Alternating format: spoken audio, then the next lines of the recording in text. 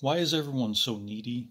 Why does it seem like everyone else in your life wants you to sacrifice your precious time so that they can save some of theirs? I just don't know how these other people in content creation or entertainment, how do they do it? Do they just ignore everybody in their life for the sake of putting out more content? Is the whole entertainment industry just full of completely selfish people who want everyone to serve them? I guess I'm not breaking any new grounds by saying that.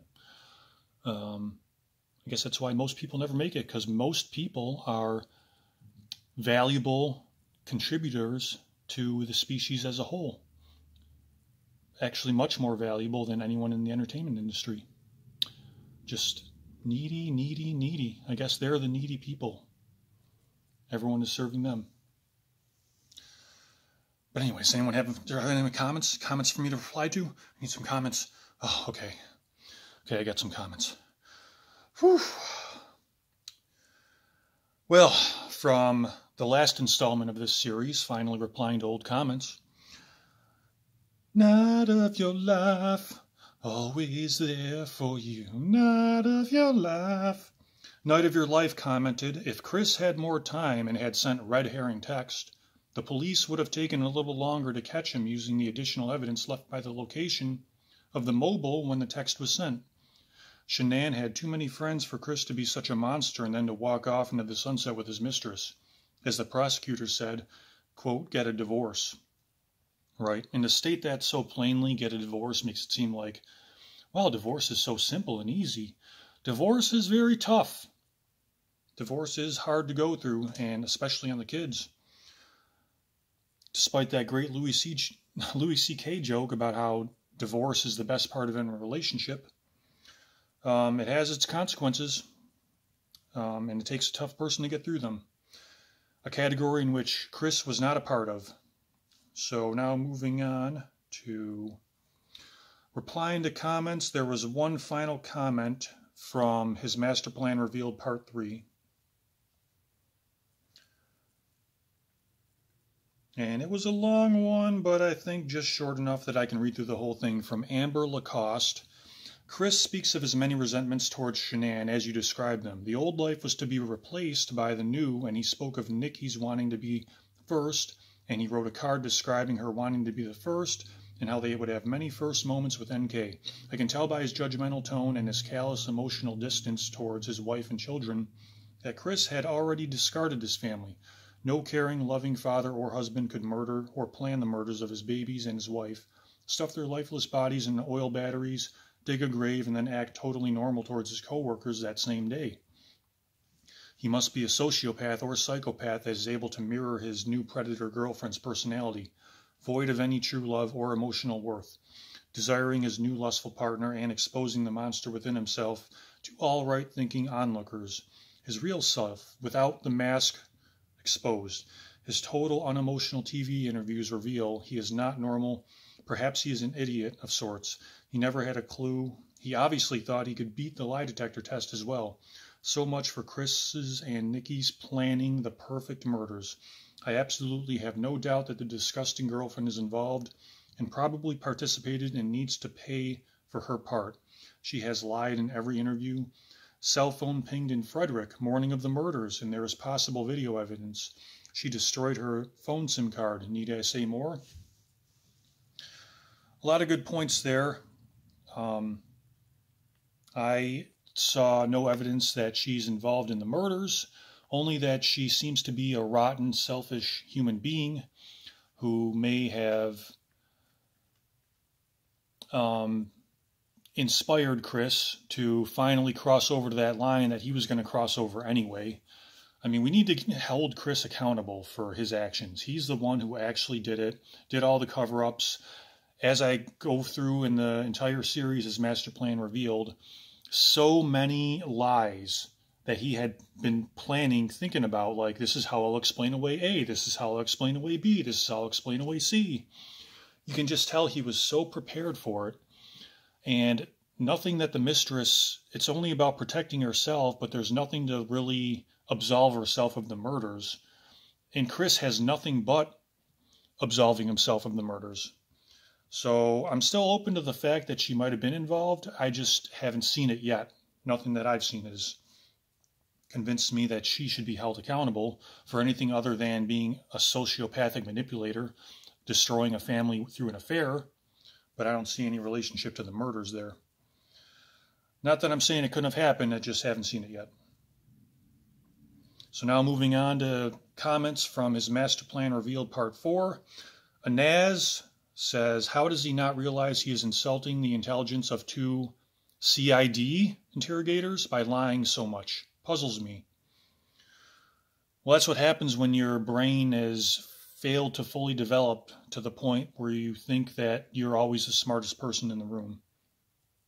Also, he had no real choice. He wasn't expecting them to be as smart as they were. Anaz again says, Michael, you have never commented on that picture taken of him and the girls at the birthday party on the last Sunday of their lives. He looks so evil. Well, I would think that he just looked normal in those pictures. It's only evil when you, in retrospect, superimpose his thoughts at that party, because that's, of course, the party where he was just going through the motions of being a good dad publicly for everyone to see so that no one would suspect him, while in his mind he was already had it on his agenda that he was going to murder them.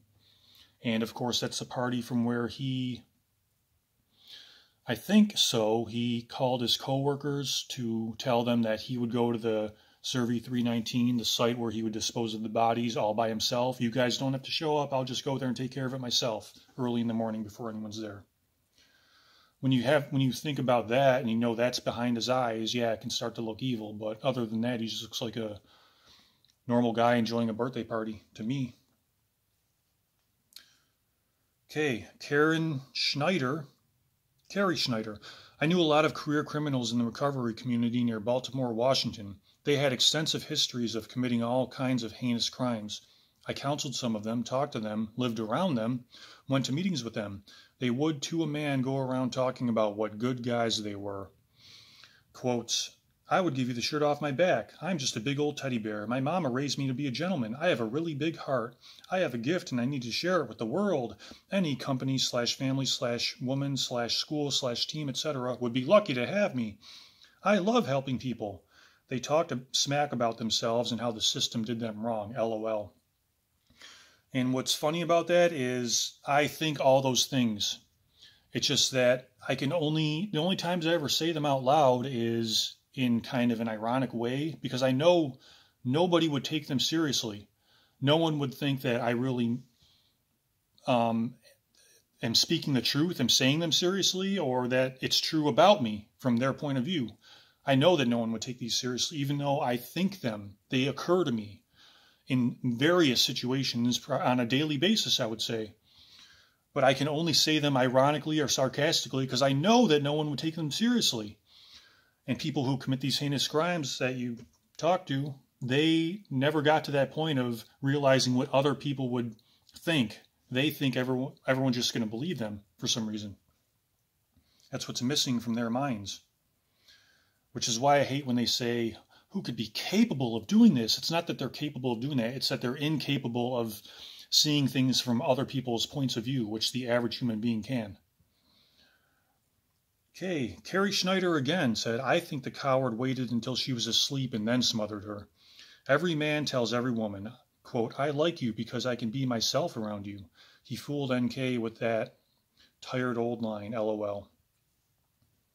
Wasn't that what every healthy relationship is based on? That every healthy relationship is where each member can be themselves around the other. It's the problem is you kind of are on your best behavior in the beginning, and you are kind of acting under the influence of the drug in your brain from the passion phase when you like someone.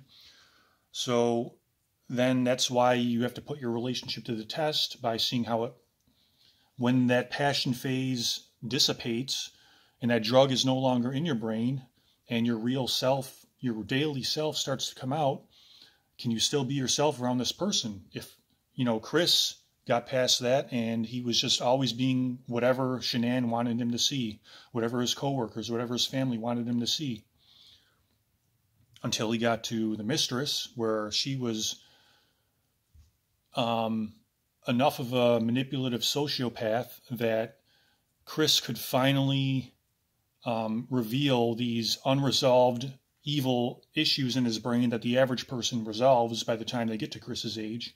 He was finally able to reveal them to her. So, nice comments. Belle Figora says, thanks a lot. You opened my eyes to the course of the murder. You're welcome. Ashley Shelton said, brave like Bella. Bella was brave after waking up from an attempted murder of her own father, to check on her mother, showing some human intelligence there. Ban Bean says, I have listened to hours of analysis of the Watts murders, but you are by far the best at understanding and explaining the complete and utter monster's stupidity mixed with a case of unintelligent narcissism, the total absence of emotional empathy, the lack of any depth that might have given him some convincing answers in terms of how normal people would feel if their family was missing, I found so interesting. He didn't have anything other than, as you described, borrowing from practiced future statements to convey some sick, twisted, pretend love for his children. He is an empty vessel like one of those oil silos he put his children in, full of darkness, but they are not there anymore. He has to live in that darkness. However, I don't believe he will feel regret for them, only for himself. Need some punctuation here, buddy. Occasionally, when he isn't getting attention from weirdos that write to him, he ultimately is a coward that couldn't face his wife and killed her in her sleep. Yeah, I think he will get on well in prison. It gives him an identity that on the outside he wouldn't have, other than a nice guy act that wasn't even that good either. When you said someone should make a meme of him saying you can't pretend to be concerned, I think that sums him up. He is so weak, empty, cowardly, stupid, and fake. Thanks for the videos. Looking forward to others. A lot of good points there. Moonstars 315. How about when he made up the names of the coworkers that he went to the Rockies game with? Parentheses. Duh, Chris, you supposedly had dinner with these men. You can't roll their names off your tongue? He puts fillers into Tammy so he can think. The thing, besides the murders themselves, that puzzles me most is that he actually believes he has these experts fooled. He's just like the mother. She decided when she met her she was going to be a thorn in her side. That loony bin escaper actually thinks Chris's story about Shanann killing her daughters is true. Quote, I'd fight. This rubbish coming from a mother who is so selfish that she embarrasses and hurts her son for not even showing up to the wedding. Yep, you can see why Chris became a monster in that environment. However, you can't blame the parents for Chris's crimes because he should have known better at that age. Moonstar also said, wow, you're incredible. I found myself going, quote, why didn't I think of that? You do an amazing job. I look forward to your videos. I feel like I'm talking to a friend, parentheses, but I'm just listening, parentheses, and talking to myself, LOL. Great work. I'm glad you enjoyed it. You made some good points yourself there. Donna Bond said, that was so beautiful. The way you described Bella, she really was a hero and loved her mom so much. I always loved your description of Chris. His mistress didn't make him bad. He was already that way. Excellent point. People keep blaming others for Chris's behavior. It was his mother. It was his wife. And finally, it was his mistress. How much time do I have? Okay, this might have to be the last one. And finally, it was his mistress, laying no responsibility at his feet. Notice the blame is also on women only, not his father. The other point he brought up was key. He said he wanted to talk about their relationship. If you already murdered your children, there would be no more discussions. Finally, somebody caught that lie. He just murdered her while she slept. He is a coward to this day. So, bringing up some new points and also repeating some of the ones in the previous comments. Yeah, see, everyone talks about what an idiot he was. I don't say the idiocy is in fooling everyday people, because everyone to a person said what a great guy he was, an honest worker, loving family man. They all believed his lies because in everyday life we don't question those lies. We just kind of take them at face value and move on with our day because we have our own issues to think about and deal with. It's only when you get that microscope before you go into business with someone, it's important to notice those red flags.